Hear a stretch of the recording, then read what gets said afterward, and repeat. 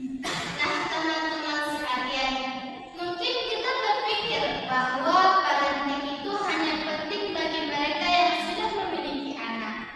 Namun sebenarnya, sebagai mahasiswa dan calon pendidik, kita perlu memahaminya karena suatu saat nanti kita berperan sebagai orang tua, guru, dan anggota masyarakat yang berinteraksi dengan anak-anak. Parenting adalah proses pengasuhan dan pembimbingan yang dilakukan oleh orang tua untuk membantu perkembangan anak baik dari segi fisik, emosional maupun sosial. Dalam proses ini, komunikasi memegang peran yang sangat penting.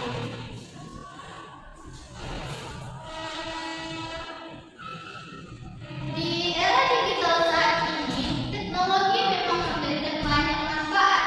Anak-anak dapat belajar lebih mudah, mendapatkan informasi dengan cepat,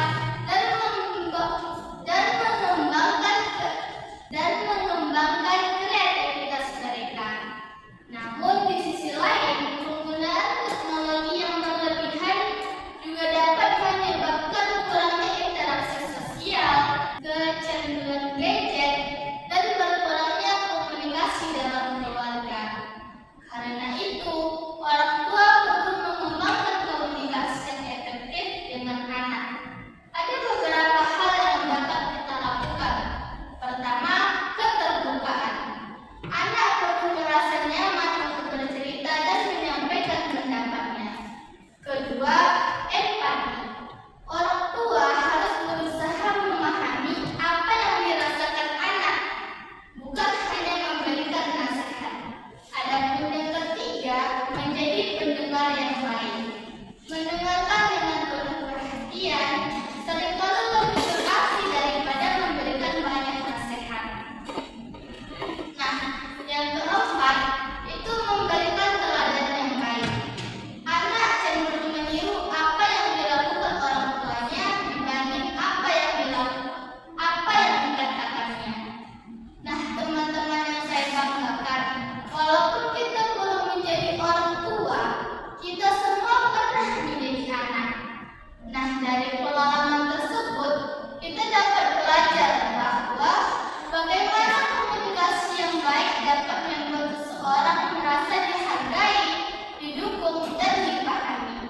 Nah, pemahaman tentang parenting juga penting bagi kita sebagai calon pendidik. Pendidikan anak tidak hanya berlangsung di sekolah, tetapi juga di dalam keluarga.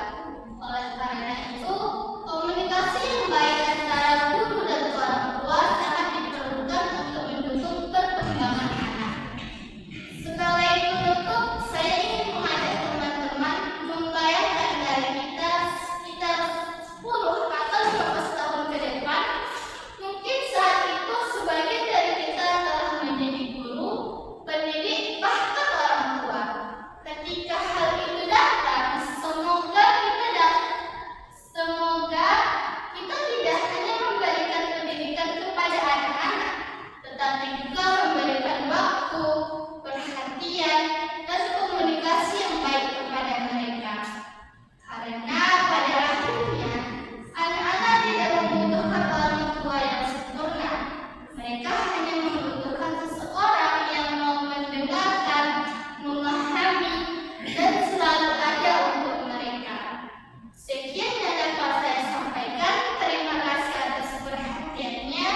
Wassalamualaikum warahmatullahi wabarakatuh. Oke teman-teman, terima kasih sudah menonton videonya.